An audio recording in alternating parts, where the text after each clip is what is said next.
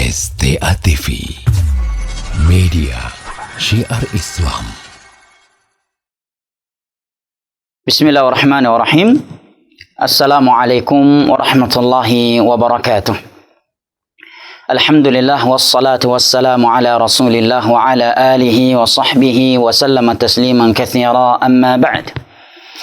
Fa ahlan wa sahlan wa marhaban bikum, ibu bapak, saudara dan saudari yang saya cintai dan hormati fillah wa billah walillah, rahimani Allah wa iyyakum wa baraka fikum.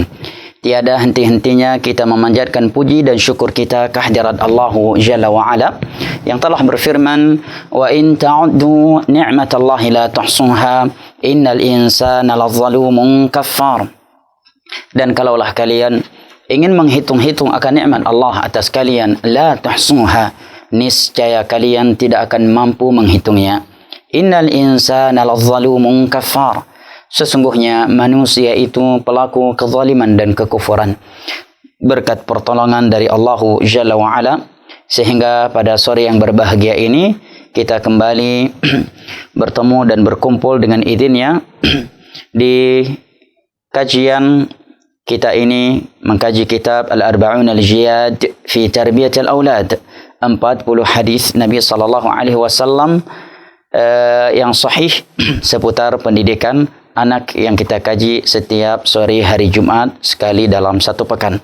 Maka di waktu yang mustajab ini, ba'da asar di hari Jumat, kita memohon kepada Allah Jalla wa Ala bi asma'ihil husna, dengan nama-namanya yang maha indah, wa sifatihil ula, dengan sifat-sifat yang maha tinggi, wa bismihil a'zam alladhi idza su'ila bihi ajab, dan dengan namanya yang paling agung yang apabila Allah diminta dengannya maka Allah akan mengabulkan permohonan hambanya, sebagaimana ia telah mengumpulkan kita di waktu yang mulia ini, waktu mustajab, di sore hari Jumat, di majelis ilmu agama yang online ini, agar kembali mengumpulkan kita semua di dalam syurganya pada hari kiamat kelak, ma'an nabiyyin was-siddiqin wasyuhada'i was-salihin wa hasuna ulaika rafiqa.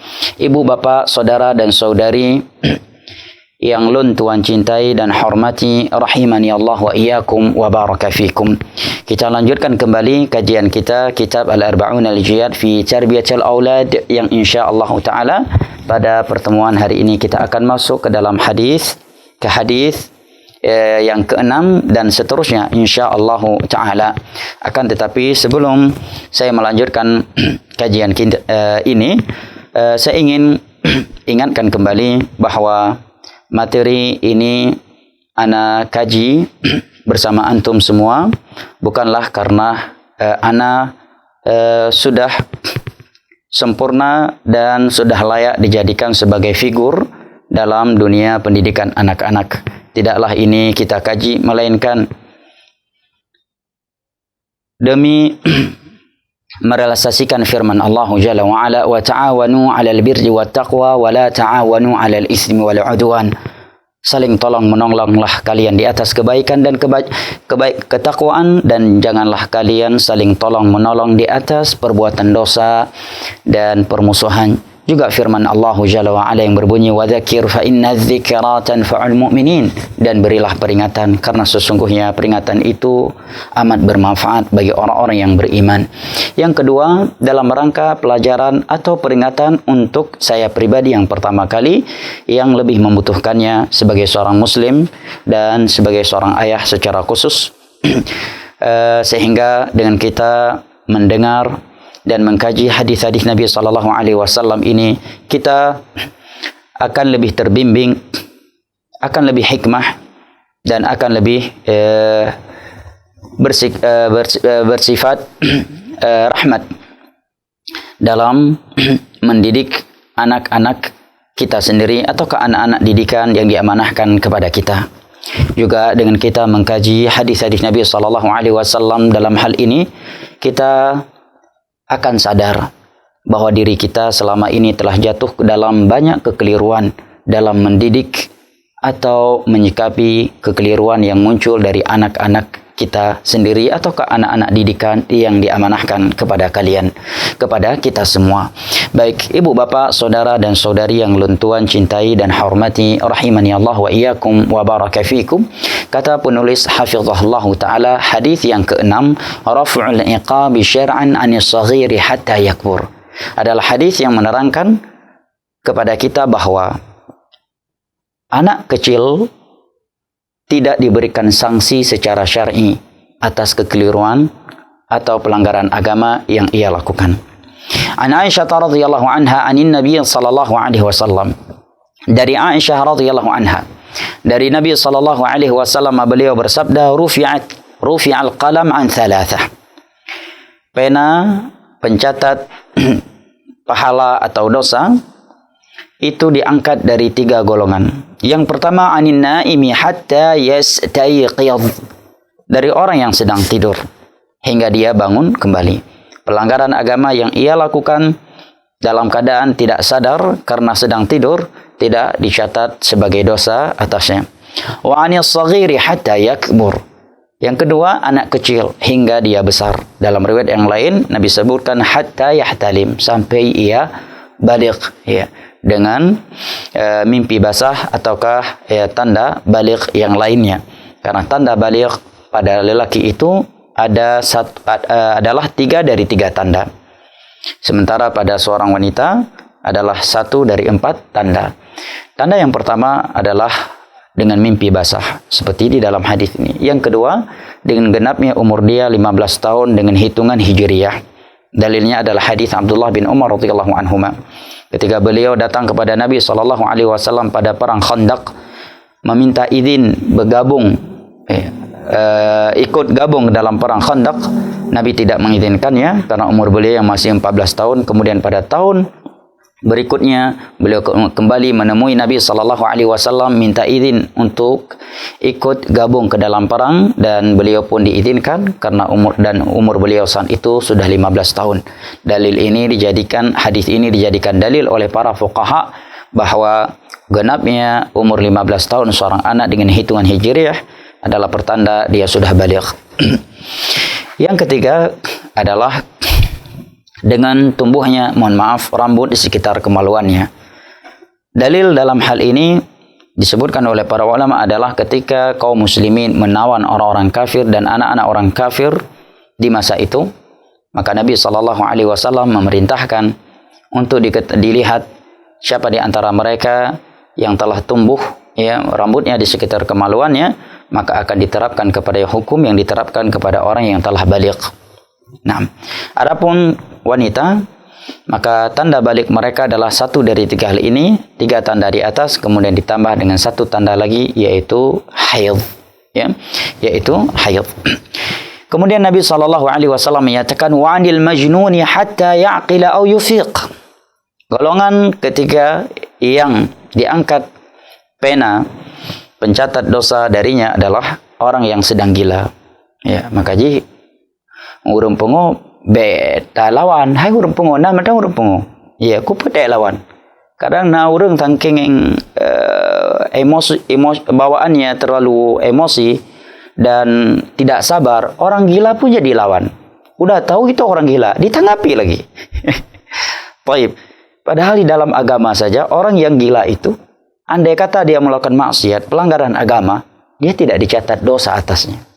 Hatta ya'qila aw yuhfiq, sampai ia sehat kembali, waras lagi. Hadis ini diriwayatkan oleh Imam Ibnu Majah, Abu Daud dan Al-Imam Nasa'i rahimahumullahu taala. Ikhwanil kiram wa akhwati al-karimat, rahimani Allah wa iyyakum wa baraka fikum. Para ulama menyebutkan banyak faedah yang dapat dipetik dari hadis Nabi sallallahu alaihi wasallam di atas. Akan tetapi kita akan fokus atau lebih fokus dengan faedah-faedah yang berkaitan dengan dunia tarbiyah anak-anak. Faedah yang pertama dari hadis ini terkait dunia pendidikan anak-anak adalah as-saghiru la yu'aqabu syar'an ala dhanbihi hatta yablugh. Bahwa seorang anak itu tidak diberikan sanksi dan tidak diberikan dosa secara agama atas dosa yang ia lakukan sampai ia baligh, Lianna taklifa marfu'un anhu lil hadis. Karena anak kecil yang belum baligh itu diangkat pena pencatat dosa darinya, sebagaimana di dalam hadis ini. Maka hendaknya kita mengikuti petunjuk agama dalam menyikapi kesalahan atau pelanggaran agama yang dilakukan oleh anak kecil. Nah, faedah lainnya yang kedua dari hadis ini terkait dunia pendidikan anak adalah rahmatu syari'i bis-saghiri li sighari sinnih.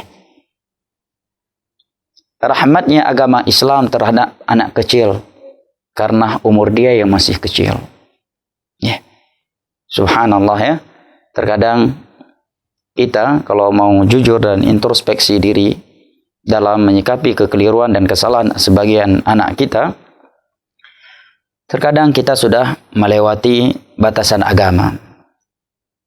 Kita menyikapi mereka dengan sikap yang keras atau bahkan zalim, sementara syariat sendiri tidak memberikan sanksi atau bahkan mencatatkan dosa atas pelanggarannya tersebut.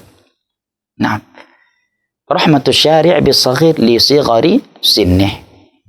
Baik, faedah yang ketiga dari hadis ini terkait dunia pendidikan anak adalah adlul islami ma'as saghiri li'annahu la yudrik.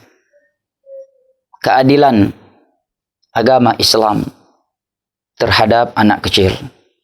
Li'annahu la yudrik, karena anak kecil itu belum mampu memahami.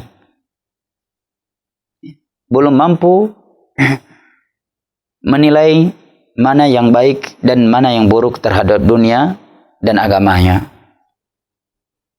Dia belum memiliki kemampuan untuk mempertimbangkan sesuatu terhadap dunia dan akhiratnya layaknya orang yang telah berakal atau baligh. Wa mara'atuhu li sinni taklif. Dan bahwa Islam adalah agama yang memperhatikan umur anak kecil untuk dibebankan beban-beban agama. Sehingga jika dia melakukan pelanggaran agama dan dia belum baligh, tidak dicatatkan dosa atasnya. Apalagi untuk dicela. Dosanya saja, ya, dari sisi dosa saja dia belum dikatakan berdosa. Maka hendaknya kita mengikuti nilai rahmat Islam dalam menyikapi kekeliruan dan kesalahan anak kecil.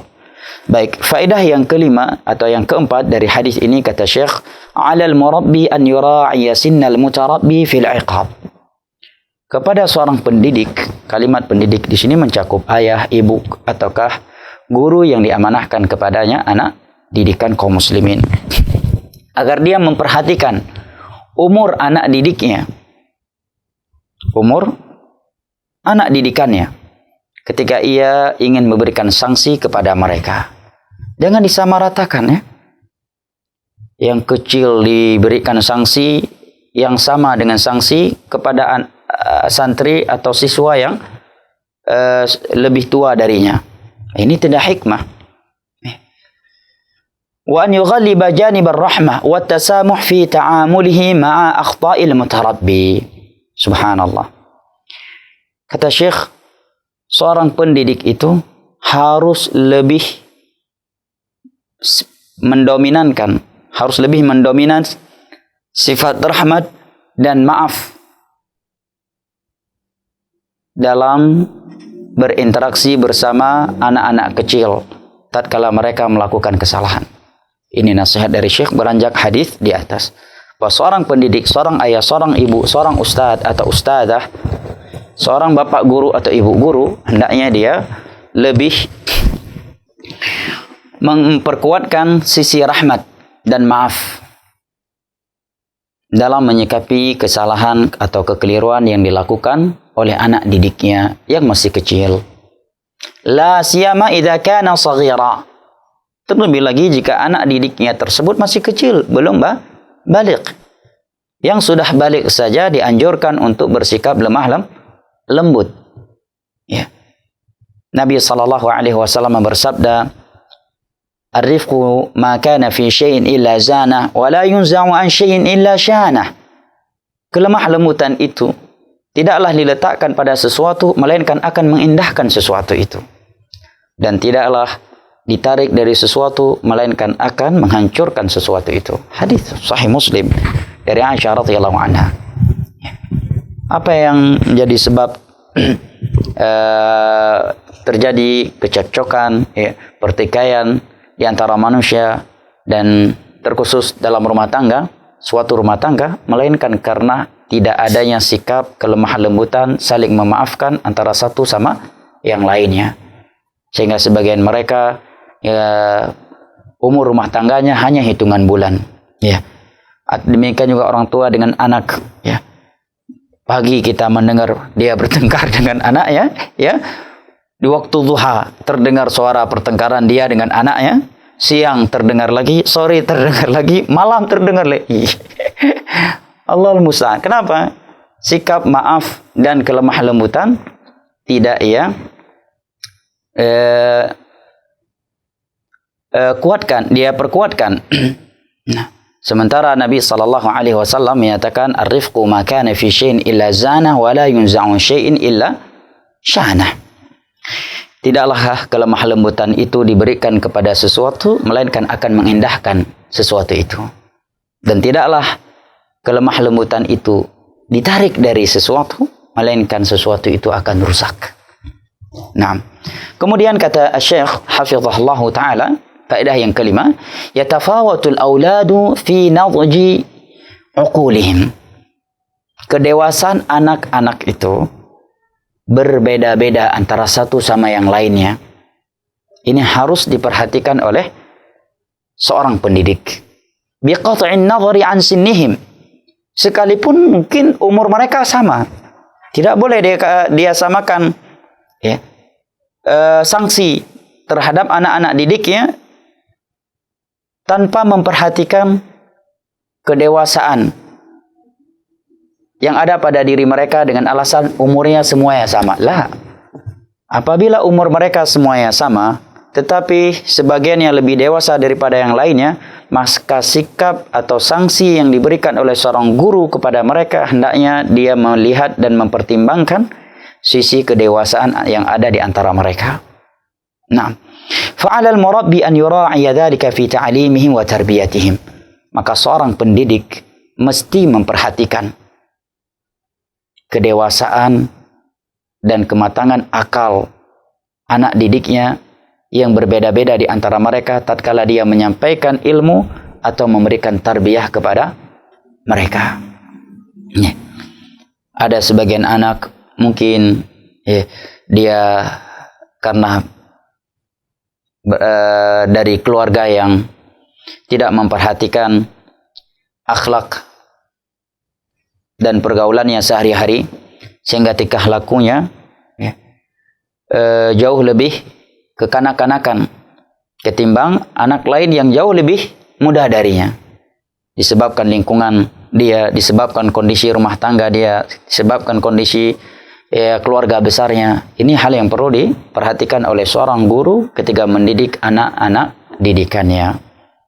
Nah, demikian juga kita sebagai orang tua, seorang ayah, seorang ibu, hendaknya dia perhatikan kedewasaan dan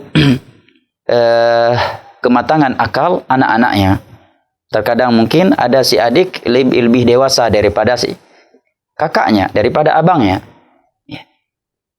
Demikian juga dari sisi karakter yang berbeda-beda di antara mereka.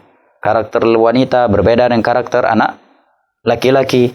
Maka ketika dia memberikan teguran atau sanksi kepada mereka, maka hendaknya dia memperhatikan tingkat kedewasaan akal di antara mereka. Nah, kemudian kata Syekh, faedah yang keenam yang dapat dipetik dari hadis ini terkait dunia tarbiyah anak-anak adalah innal imtina' an iqabis saghir aw mu'aqabatihi birifqin la ya'ni 'adama tawjihihi wa irsyadihi. Nah, ini hal yang perlu diperhatikan. Terkhusus kedua orang tua. Kata Syekh, tidak diberikannya sanksi kepada anak kecil atau dia harus disikapi dengan kelemah lembutan tatkala ia melakukan pelanggaran agama, la ya'ni, bukan berarti adamu taujihihi wa irsyadih. La ya'ni adama taujihi wa irsyadih, bukan berarti dia tidak perlu diberikan arahan dan bimbingan lah. Karena sebagian orang tua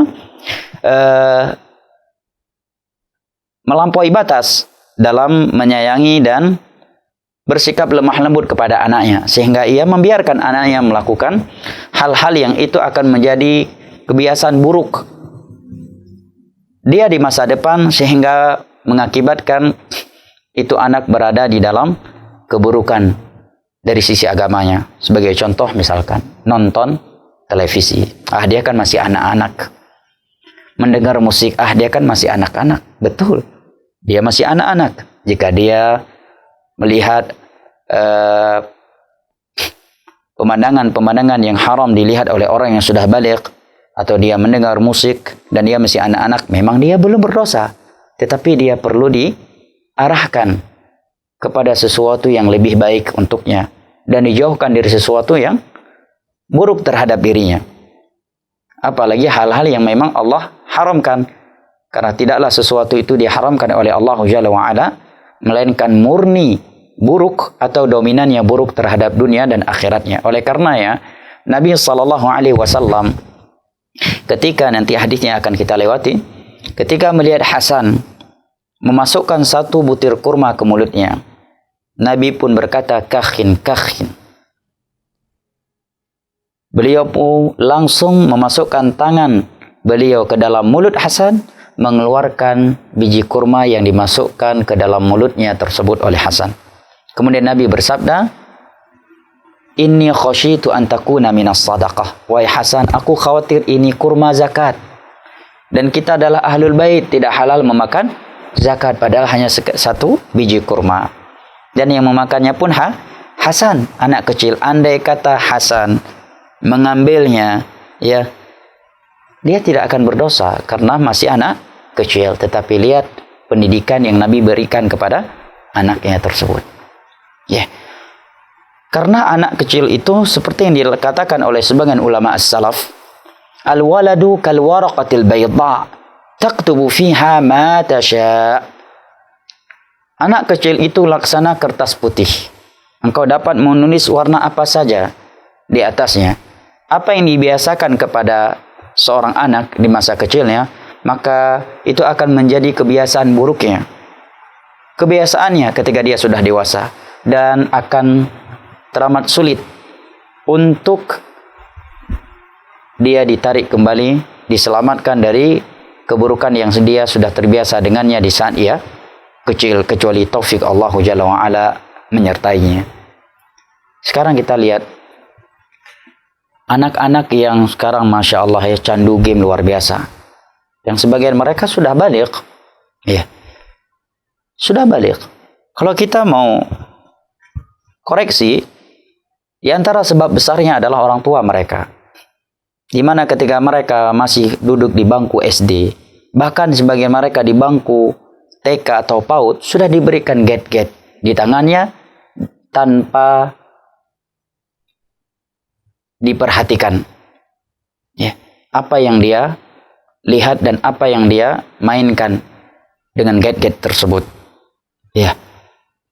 Dibiarkan anaknya sering nonton film, ya, sering main game, sering mendengar musik, sehingga begitu anaknya sudah di bangku SD, ya, dia semakin sulit untuk menghilangkan keburukan tersebut. Kemudian lebih sulit lagi terkala anak itu sudah di bangku SMP, karena dia sudah punya sifat memberontak, sifat melawan, ya, karena pertumbuhan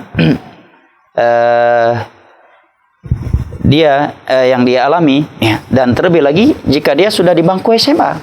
Sebagian mereka jangankan sudah di bangku SMA, baru di bangku SMP saja sudah berani mengajak ayahnya berantem, sudah berani mencaci maki ibunya. Apa sebabnya? Karena di masa kecil mereka tidak dibiasakan dengan kebaikan, tidak dibiasakan dengan akhlakul karimah. Ya. Justru di masa kecil mereka dibiarkan dengan akhlak-akhlak yang buruk. Mereka dibiasakan dengan hal-hal yang Allah haramkan dengan alasan dia kan masih anak kecil. Benar, anak kecil itu memang tidak diberikan sanksi atas pelanggaran agama yang ia lakukan.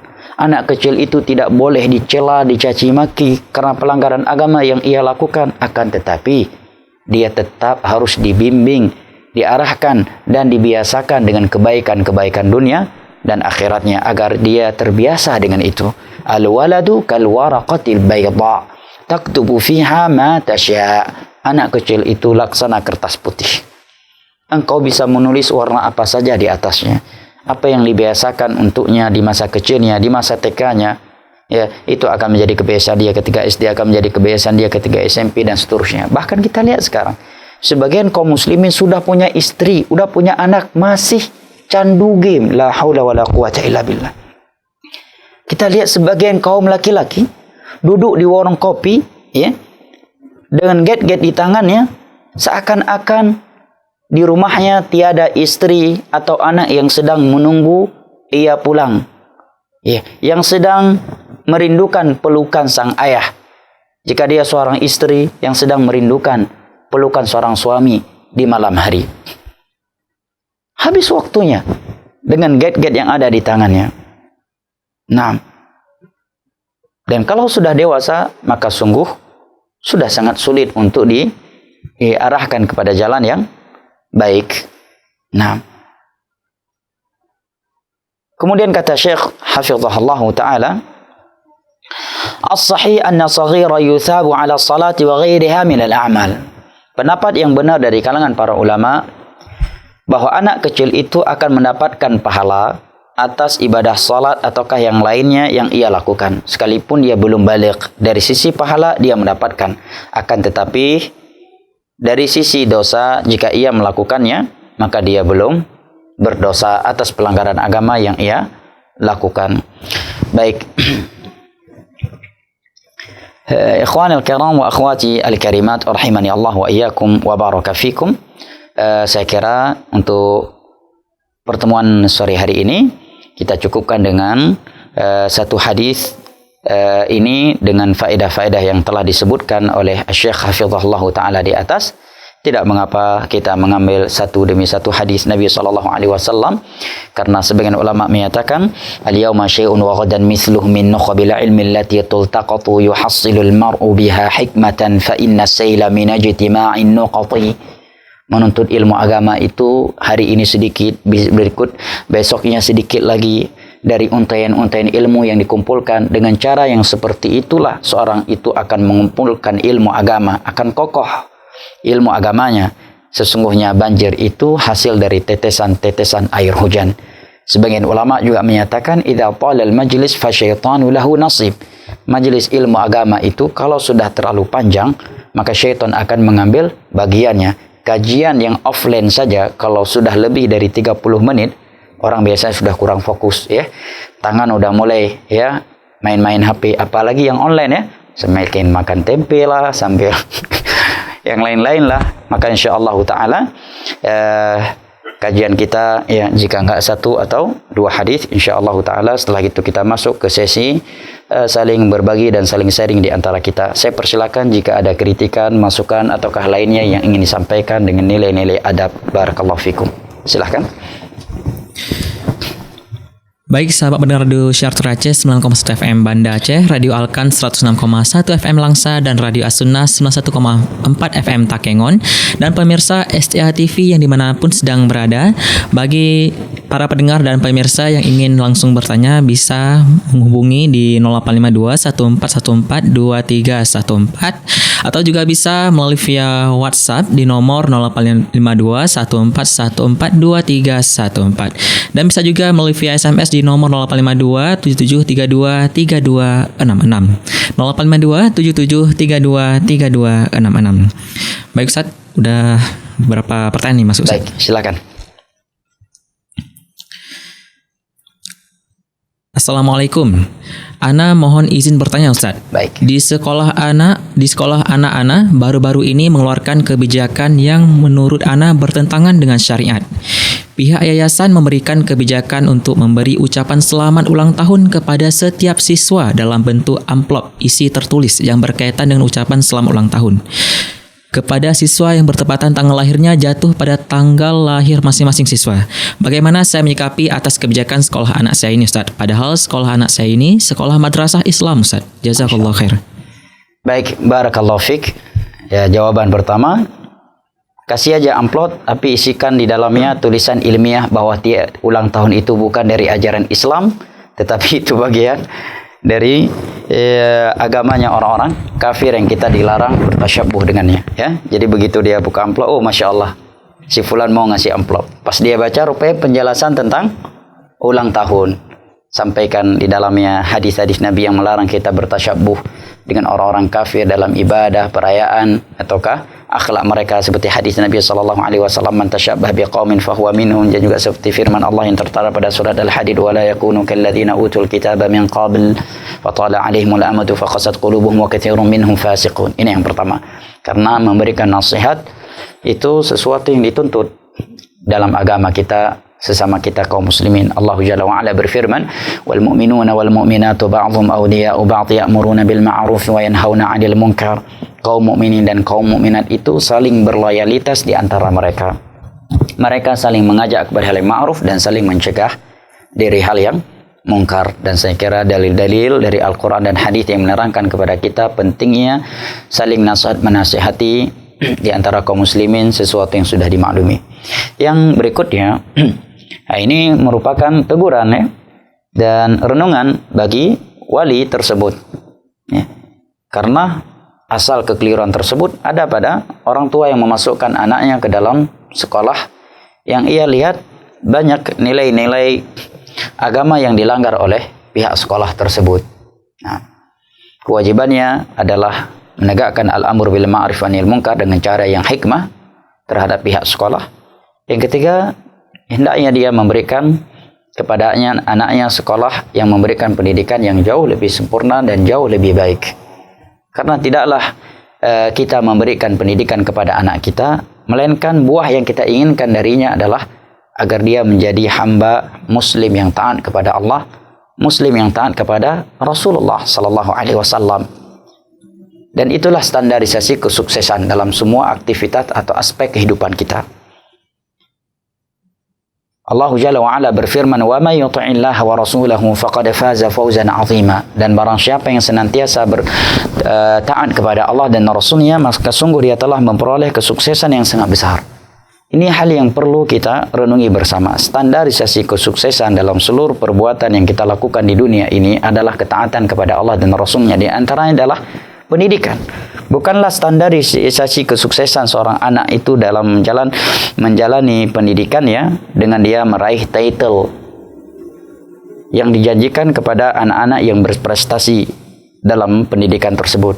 Dengan dia meraih banyak penghargaan ya dari pihak sekolah, dia mendapatkan dia diberikan apresiasi oleh pihak sekolah, atau dia mendapatkan gelar ustadz ya, gelar tengku ya, gelar profesor. Bukan itu standarisasi kesuksesan dalam dunia pendidikan. Standarisasi kesuksesan dari sebuah pendidikan yang diberikan kepada anak didik adalah mereka setelah itu menjadi lebih taat kepada Allah dan Rasulnya ketimbang kondisi mereka sebelum menempuh pendidikan tersebut. Maka ini hal yang kontradiksi ya. Apabila seorang memberikan atau meletakkan anaknya di suatu pendidikan yang di situ justru anaknya dibiasakan dengan pelanggaran agama, sementara tujuan utama kita memberikan pendidikan kepada anak kita adalah agar dia menjadi hamba yang taat kepada Allah dan Rasulnya, hamba yang memahami ya, jalan-jalan yang dapat mengantarkan ia ke surga Allah Jalla wa'ala dan menyelamatkan ia dari neraka Allah Jalla wa'ala dan mengamalkannya. Nah, karena Ayyub As-Sikhtiyani rahimahullahu ta'ala, seorang ulama tabi'in, menyatakan min sa'adatil hadath an yuwafiqahu Allah li'alimi sunni fi awali amri.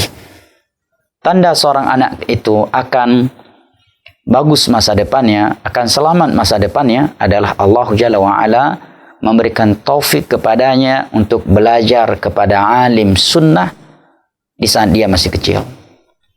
Dan pendidikan yang disampaikan kepada anak kecil itu akan benar-benar menancap dan sulit untuk dikeluarkan kembali darinya. Jangan seorang berkata, insya Allah nanti setiap libur akan saya bersihkan akidah-akidah rusak yang diajarkan, yang telah diajarkan kepadanya di sekolahnya tersebutlah. Ya, andai kata bisa, kalau sempat dia mati duluan dan dia membawa akidah yang menyimpang tersebut. Sedangkan Al-Imam Syafi'i saja menyatakan, aku mati membawa seluruh dosa maksiat selain syirik, selain dosa yang membatalkan Islam yaitu syirik, itu lebih baik daripada aku mati membawa penyimpangan filsafat di kepalaku. Artinya apa? Artinya mati dengan membawa syubhat, hasil dari akidah menyimpang yang disampaikan kepada dia, ini adalah dosa yang sangat besar. Sampai-sampai Imam Syafi'i menyatakan, aku mati bertemu dengan Allah membawa dosa seluruh maksiat selain syirik, itu lebih aku cintai daripada aku mati membawa syubhat ilmu filsafat. Ini menggambarkan kepada kita betapa hati-hatinya ulama salaf di dalam menuntut ilmu agama dan memberikan pendidikan kepada anak-anak mereka. Maka kewajiban orang tua dalam hal ini adalah memberikan pendidikan yang sesuai dengan Al-Quranul Karim dan hadis-hadis Nabi SAW dengan pemahaman para salaf untuk anak-anaknya. Karena itulah pendidikan itulah yang akan menjadi atau mengantarkan anaknya ke surga Allah Jalla wa'ala. Wallahu a'lam bishawab. Baik Ustaz, pertanyaan selanjutnya. Bismillah, saya Tata di Nesu Jaya. Ustaz, saya sudah berusaha mendidik anak dengan sebaik-baik panduan Al-Quran dan Sunnah. Tetapi anak saya masih malas sholat dan masih suka berbohong dan melawan kedua orang tua.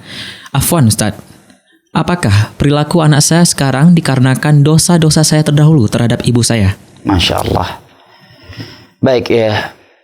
Semoga Allah mengampuni dosa-dosa kita semua atas kedurhakaan yang telah kita lakukan dahulu kepada kedua orang tua kita. Semoga Allah Jalla wa'ala juga melapangkan kubur sebagian orang tua di antara kita yang telah wafat dan memberikan taufiknya kepada orang tua di antara kita yang masih hidup. Amin ya rabbal alamin. Yang pertama, ketahuilah bahwa usaha mendidik dan mengarahkan anak ke jalan yang baik itu tidak akan sia-sia di sisi Allah, ya. Andai kata orang tua mengajak anaknya ke surga selama 100 tahun tapi anaknya tetap membangkang, sungguh dia tidak sia-sia. Sungguh usaha dia tersebut tidak sia-sia. Karena yang ia lakukan tersebut bernilai dakwah. Dan saya kira ada dalil-dalil dari Al-Quranul Karim dan hadis-hadis Nabi SAW yang menerangkan kepada kita keutamaan dakwah di jalan Allah, sesuatu yang telah dimaklumi oleh setiap muslim dan muslimah secara umum, insyaAllah ta'ala. Maka agar tetap semangat dan termotivasi dalam mendidik anak-anak adalah dengan mengingat dalil-dalil dari Al-Quran dan hadis yang menerangkan kepada kita keutamaan berdakwah di jalan Allah Jalla wa'ala. Yang kedua, bahwa hidayah itu di tangan Allah Jalla wa'ala. Nabi Nuh alaihi salam berdakwah, Allah katakan alfa sanatin illa khamsina ama, 1000 tahun kurang 50, berarti 950 tahun lamanya dakwah beliau. Tetapi anak kandungnya sendiri yang dari darah dagingnya dan istrinya sendiri yang satu bantal tidur, satu tempat tidur, enggan mengikuti beliau. Bahkan ketika air bah sudah datang, Nabi Nuh alaihi salam masih memanggil anaknya, ya bunayya irkam ma'ana wala takum ma'al kafirin, wahai putraku, wahai anak, hanya metuah mi tanya obat aja, hanya metuah kena neja, hanya metuah ne yang kapainya be sagai-sagai ni ikuti urang kapai mate ne tenggelam ne. Ini kan panggilan yang luar biasa. Hai urang tua, i tsunami kat matang getem heuy anu yang batat. Matang getem pegah. Ba anu hanya metua, baik kenan, keno kaja. Nyo jalan yang ged. Berarti kan kesabaran dan semangat yang luar biasa. Tayo biasa ji kami anu dua leher dah pegah aba. Hai tem dengar mi orang cik sebagai orang tua tinggal berdoa yang kengkang kana ke. Baik pak lima to ke lian. Sebagai orang cik kenal lagi kan? Ya. Bahkan sebagai orang cik mengeluarkan kata-kata yang tidak layak untuk kita sebutkan walaupun sebagai contoh di majelis ilmu agama yang mulia ini. Tapi lihat Nabi Nuh alaihi salam. Ketika air bah sudah datang dan anak yang belum mau mengikuti beliau masih tetap semangat memanggil dan mendakwahi anaknya agar kembali ke jalan yang benar atau agar mengikuti beliau. Ya bunayarkan ma'ana, wahai putraku, kemarilah engkau naik ke perahuku. Wala taku ma'al kafirin, dan jangan sekali-kali engkau bersama orang kafir. Dibantah oleh anaknya. Dan mari kita lihat sikap Nabi Nuh alaihi salam ketika anaknya tersebut membantah ajakan beliau tersebut di detik-detik kematian, detik-detik terakhir kehidupan mereka. Ia membantah yang Allah sebutkan dalam surat Hud, Sa'awi ila jabal ya'simuni minal ma'. Aku enggak perlu naik ke perahu ini, wahai ayahanda. Aku akan lari naik ke gunung. Di sana aku akan berlindung dari air bah ini. Ya. Miut ayo. Nah, ni lagi yang kiban tak kiat itu. Nyo i tsunami katru, kadeh i tsunami. Tapi gah baji keno kai hanya metua. Nyami anak kai tenom mate ke. Item soblam. Hai, hana payah kenan long ya. Long bakue gunung deh. Ideh long ku melindung. Mia urang si hana tabakan roh tebik su yang kangkang kana tengah langian kajayu. Nyami tenom ke tinga bek. Ya, mungkin kita akan mengeluarkan kata-kata yang tidak baik untuk kita keluarkan kepada seorang anak. Tapi lihat Nabi Nuh alaihi salam. Dibantah oleh anaknya. Saya tidak akan naik ke perahumu. Saya akan pergi ke gunung. Saya akan berlindung di sana. Apakah Nabi Nuh alaihi salam setelah itu pesimis dan berhenti tidak lagi mengajak anaknya untuk beriman kepada Allah dengan merajuk ya? Ya udah silahkan pergi, terserahmu lah. Ya, yang mati juga kamu. Mungkin sebagian kita akan mengatakan seperti itu. Tidak demikian dengan Nabi Nuh alaihi salam. Beliau masih mengingatkan anak yang sudah membantah ajakan beliau di kondisi yang sudah menegangkan dan menakutkan tersebut. Air bah sudah datang dan perahu sudah siap untuk berangkat. Nabi Nuh masih mengingatkan dan menyadarkannya dengan ucapan beliau, La asimal yawma min amrillah illa marrahim. Wahai anakku, tiada yang akan selamat hari ini dari azab Allah ini kecuali orang-orang yang dirahmati dan mengikuti perintah Rasulnya, itu Nuh alaihi salam. Subhanallah. Ya. Adapun jika seorang telah berusaha semampunya, semaksimal mungkin mengajak anaknya untuk mentauhidkan Allah, mengikuti sunnah Rasulullah sallallahu alaihi wasallam, menjaga salat ya semaksimal mungkin, tapi anaknya justru ya mati dalam keadaan su'ul khatimah, atau dia mati anaknya masih belum merealisasikan seruannya tersebut, maka insyaallah taala dia di hadapan Allah Jalla wa Ala sudah memiliki hujjah. Ya, Allah Jalla wa Ala telah berfirman, wala taziru waziratu wizra ukhra. Suatu jiwa itu tidak akan dibebankan dosa yang dilakukan oleh orang lain selainnya. Nah, wallahu a'lam bishawab. Yang terakhir, jangan pernah bosan mendoakan anak dengan kebaikan. Karena doa adalah senjata jitu orang tua terhadap anak-anaknya. Nabi SAW bersabda, Thalathu da'awat musdajabat. Ada 3 doa yang pasti, yang langsung dikabulkan oleh Allah. Di antara yang Nabi sebutkan, da'watul walidaini liwaladih. Doa kedua orang tua untuk anaknya. Wallahu a'lam bishawab. Baik, pertanyaan selanjutnya Ustaz. Assalamualaikum. Ana Eri di Melabo ingin bertanya, bagaimana hukumnya anak laki-laki memakai gelang? Apakah itu masuk dalam hukum menyerupai kaum perempuan, Ustaz? Masya Allah. Baik, terkait memakai gelang itu apakah termasuk tasyabbuh dengan kaum wanita ataukah tidak? Di sini perlu kita kaji terlebih dahulu definisi tasyabbuh. Di antara kitab yang paling bagus membahas pembahasan tasyabbuh adalah kitab Iqtida'us Siratal Mustaqim karya Syekhul Islam Ibnu Taimiyah dan dengan ta'liq Syekh Muhammad bin Shalih Al-Utsaimin, bahwa suatu itu dikatakan tasyabbuh apabila identik dengan sesuatu yang kita dilarang tasyabbuh dengannya. Telah datang hadis-hadis yang sahih dari Nabi SAW yang menyebutkan laknat kepada kaum laki-laki yang menyerupai kaum wanita dan kaum wanita yang menyerupai kaum lelaki. Apabila penampilan yang ia pakai tersebut adalah penampilan yang identik dengan kaum wanita, ya, bukan asalnya punya wanita, kemudian menjadi sesuatu yang sama antara laki-laki dan wanita, tetapi itu memang sesuatu yang identik dengan wanita. Ketika orang melihat sesuatu itu ada pada laki-laki, dia langsung terkejut, dan jika dia tidak melihat bentuk tubuh laki-laki padanya, mungkin dia akan menyangka itu adalah wanita. Jika gelang memang suatu penampilan yang identik dengan wanita, maka tentunya tidak boleh seorang laki-laki memakainya. Ini yang pertama. Yang kedua, ada fatwa dari sebagian para ulama dan sebagian masyayikh yang kita duduk di sisi mereka, dan jika saya nggak salah ingat, ini juga fatwa Syekh Shalih Al-Fauzan, bahwa memakai gelang sekalipun untuk laki-laki, ya, sekalipun bukan tujuannya jimat. Kalau jimat jelas itu syirik, ya kan? Sekalipun itu bukan jimat, hanya sekedar ya iseng-isengan, ya sekedar penampilan, lebih baik ditinggalkan. Kenapa?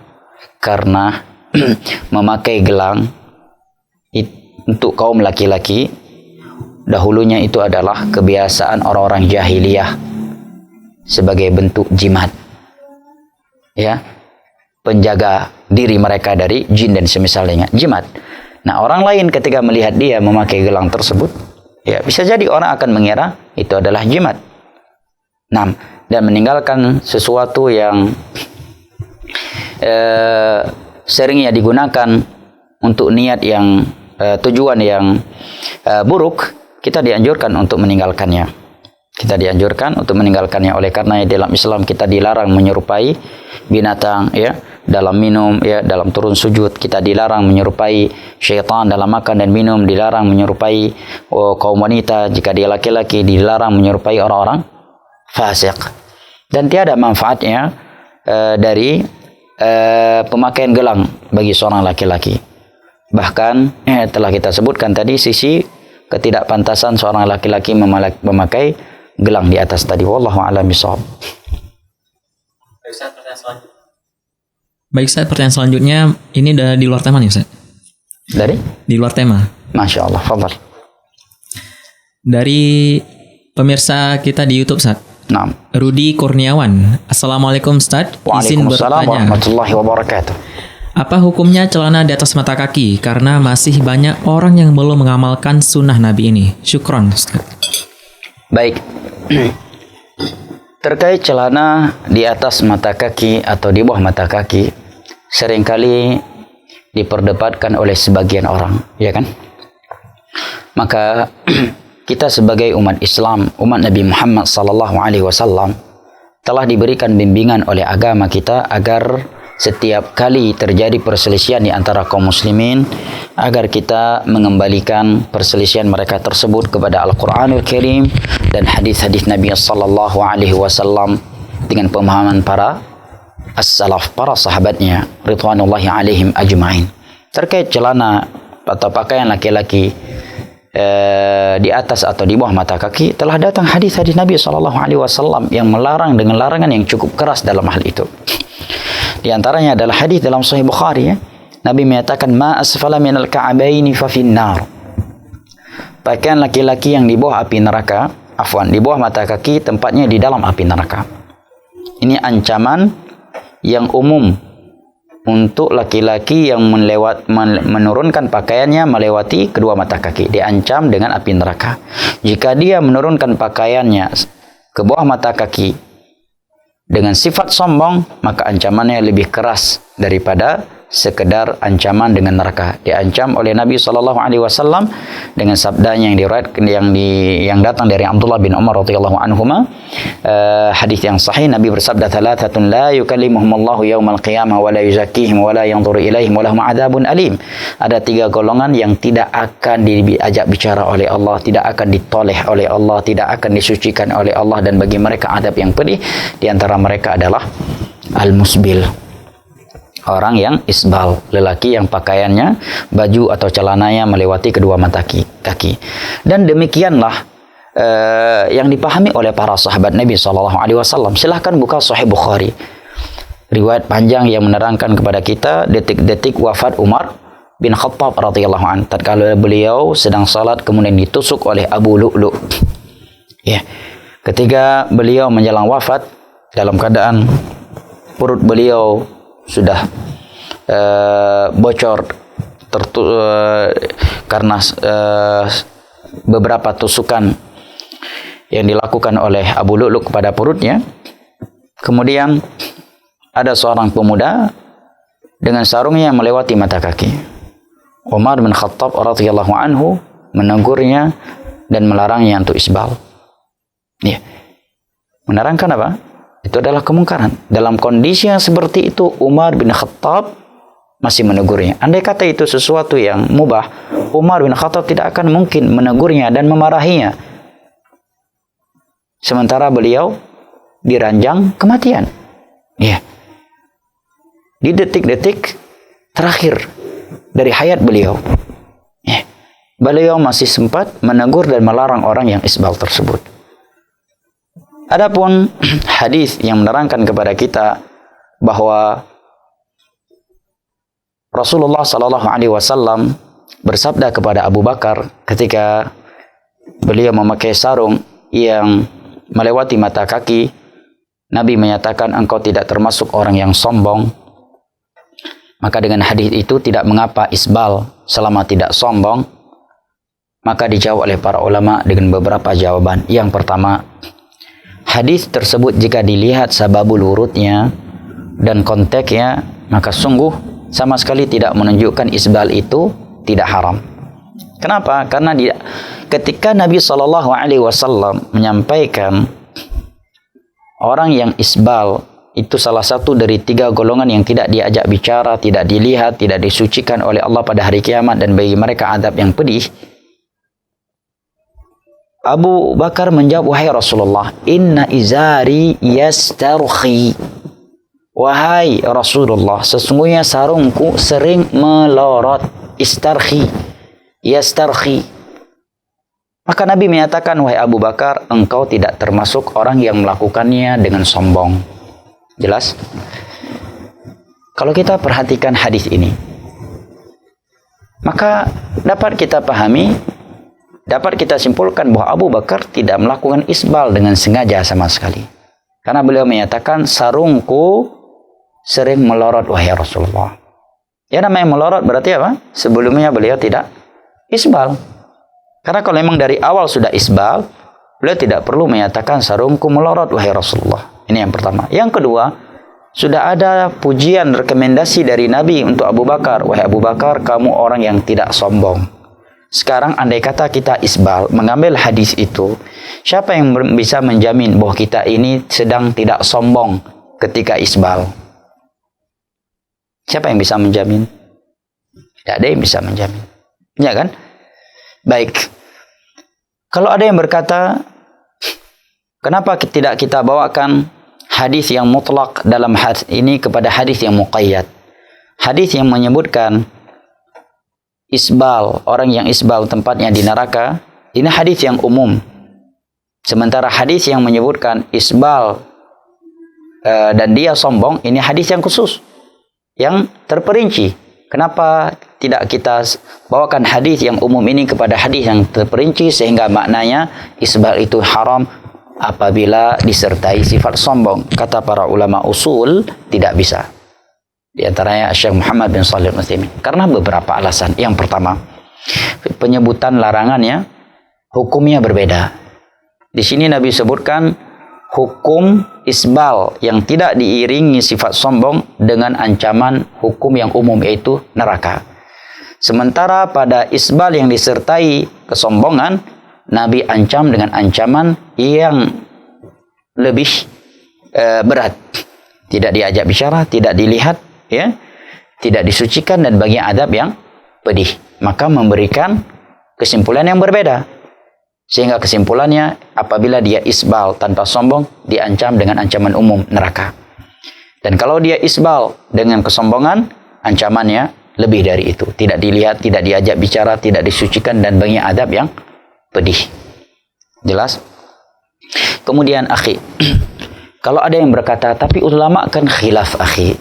Kita katakan, demikiankah etika seorang muslim ketika ia telah mendapatkan hadis Nabi SAW yang menjelaskan suatu hukum yang cukup jelas dan gamblang. Kemudian dengan seenaknya dia menyatakan, tapi ulama akan khilaf. Mana adab kita dengan Allah dan Rasulnya? Apakah khilaf itu dalil? Ataukah khilaf ulama itu harus dibangun di atas dalil?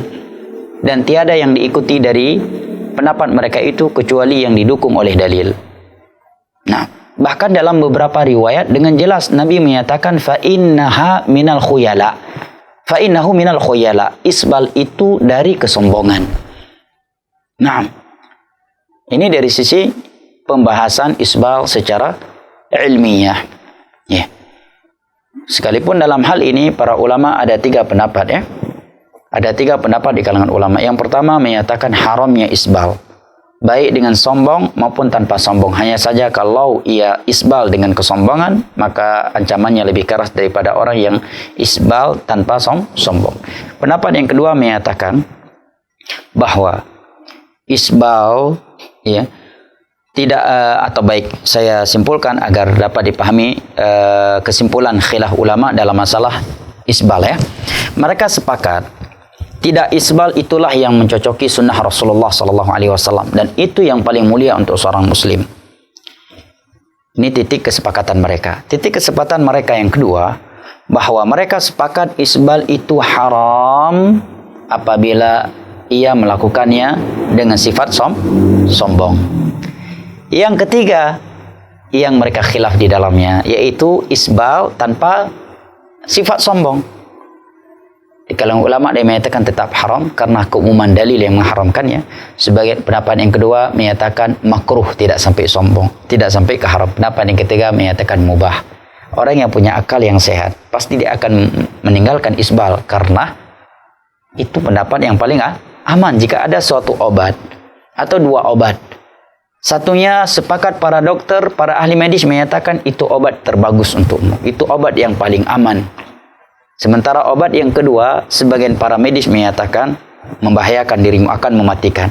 Ada yang menyatakan membahayakan tetapi nggak akan sampai mematikan. Ada yang lain menyatakan oh tidak apa-apa. Orang yang berakal akan memilih obat yang pertama atau obat yang kedua? Pasti akan memilih obat yang pertama. Apalagi isbal sesuatu yang tidak merugikan dunia kita. Apa sih yang membuat kita, sebagian kita itu berat meninggalkan isbal? Apakah dengan dia memakai celana di atas mata kakinya akan berkurang rezekinya? Hah? Akan yang tadinya dia ganteng menjadi jelek gitu? Yang tadinya dia gagah menjadi nggak gagah gitu?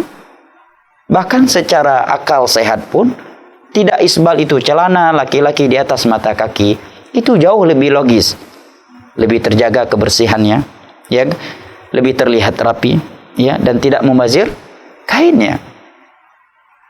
Nah, namun dalam menyikapi orang yang melakukan isbal, hendaknya kita bersikap lapang dada.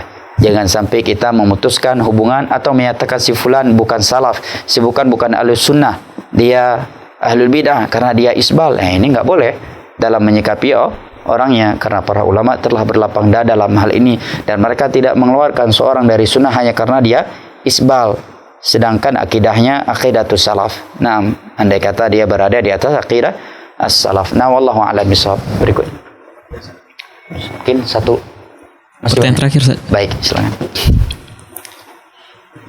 pertanyaan selanjutnya dari YouTube nih Ustaz. Masya Allah. Ibu Desi Mulyan.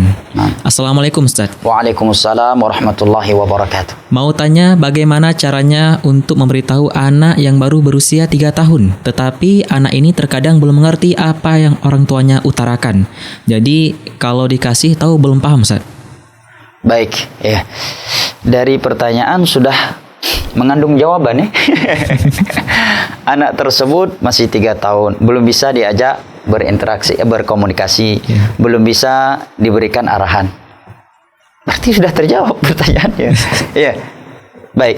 Bagaimana cara memberitahukannya? Ya. Yang pertama, anak yang seumuran itu belum mampu memahami khitab. Itu disebut oleh para ulama dengan dalam bahasa Arab as-sabi, yang belum mumayyiz. Maka dia tidak diajak berkomunikasi, tetapi cukup diperlihatkan hal-hal yang baik untuknya, ya. Cukup diperlihatkan hal-hal yang baik, ya, atau cukup dengan memperdengarkan hal-hal yang baik untuknya. Misalkan kita sering membaca Al-Quran di depannya, ya, kita sering menyebutkan nama Allah, ya, zikir-zikir di hadapannya agar dia terbiasa dengannya.